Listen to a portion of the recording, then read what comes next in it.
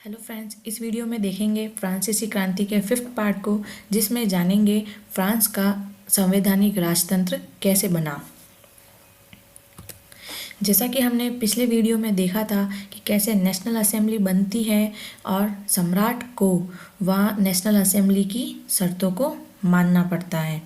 तो सन 1791 में national assembly ने संविधान का प्रारूप पूरा कर लिया था और इस संविधान का मुख्य उद्देश्य था कि सम्राट की शक्तियों को सीमित किया जाए तथा अब इन शक्तियों को एक व्यक्ति के हाथ में केंद्रीकृत होने के बजाय विभिन्न संस्थाओं में विभाजित एवं हस्तांतरित कर दिया जाए, जैसे विधायिका, कार्यपालिका, न्यायपालिका। विधायिका कानून बनाना, कार्यपालिका कानून पर कार्य करना और न्यायपालिका इन संस्थाओं पर निगरानी करना। इस प्रकार फ्रांस में संवैधानिक राजतंत्र की नींव पड़ी। 1791 के संविधान ने कानून बनाने का अधिकार नेशनल असेंबली को सौंप दिया था। ये नेशनल असेंबली जो थी वह अप्रत्यक्ष रूप से चुनी जाती थी, मतलब जनता द्वारा इसमें सीधा वोट नहीं किया जाता था।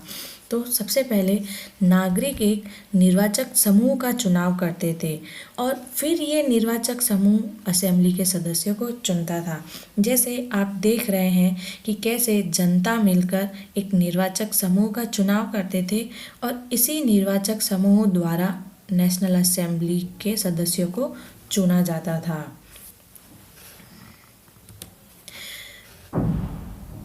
सभी नागरिकों को इसमें मतदान का अधिकार नहीं था।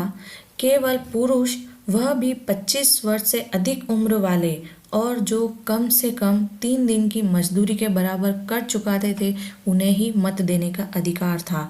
उन्हें सक्रिय नागरिक कहा गया।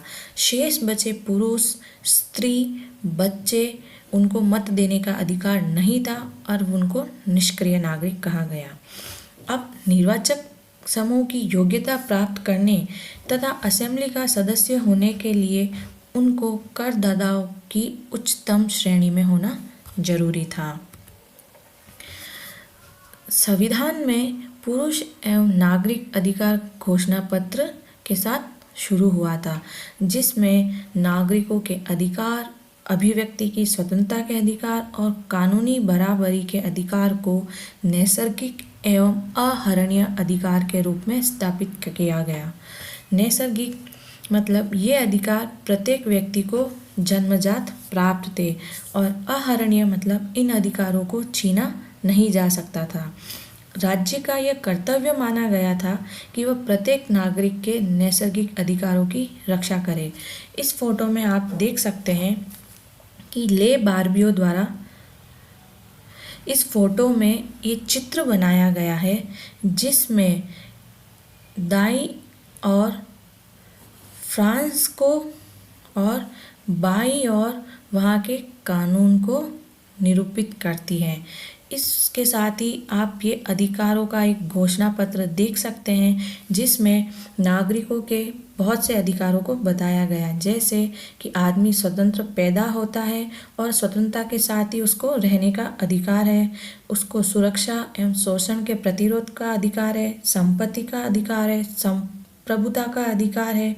उसके साथ ही सभी वर्ग के लोगों पर आय के अनुसार कर लगाया जाना चाहिए तथा उनकी संपत्तियों को अउल्लंघनीय के तरीके पर वंचित नहीं किया जाना चाहिए। प्रत्येक नागरिकों को इसके साथ ही बोलने, लिखने, छापने का अधिकार भी था और कानून के सम्मत सभी व्यक्ति समान थे। इसी के साथ ले बार्बियो ने 18वीं सदी में ही उस क्रांति के दौरान, उस संविधान बनने के दौरान ही कुछ महत्वपूर्ण चित्रों को पेंटिंग के द्वारा लोगों तक पहुंचाया था, क्योंकि उस वक्त काफ़ी लोग अनपढ़ थे तो उनको पढ़ना लिखना नहीं आता था, तो उनको इन फोटो, इन चित्रों के द्वारा उनके अधिकारों को समझाया गया। जैसे आप देख सकते हैं कि सबसे पहले ये टूटी हुई जंजीर वो वहाँ की आज़ादी का प्रतीक था, मतलब दासों को अब आज़ादी का अधिकार था। दूसरे फोटो में आप देख सकते हैं कि ये छड़ी का एक गट्ठर है। इसका मतलब है कि एकता में ही बल है अकेली छड़ी को आसानी से तोड़ा जा सकता है पर पूरे गट्ठर को नहीं। तीसरे फोटो में आप देख सकते हैं त्रिभुज के अंदर रोशनी बिखेरती आँख। यह सूर्य की किरणें अज्ञान रूपी अंधेरे को मिटा देगी, ये उसका प्रतीक है। चौथे फोटो में आप देख सकते हैं राजदंड है, ये शाही सत्ता का प्रतीक है।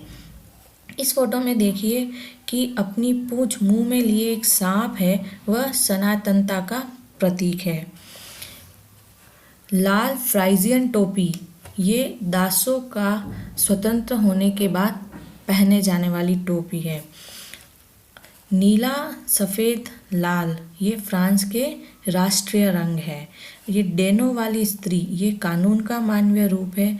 विधिपट, कानून सबके लिए समान है और उसकी नज़र में सब बराबर हैं। आज के वीडियो में इतना ही, मिलते हैं नेक्स्ट वीडियो में। Thank you.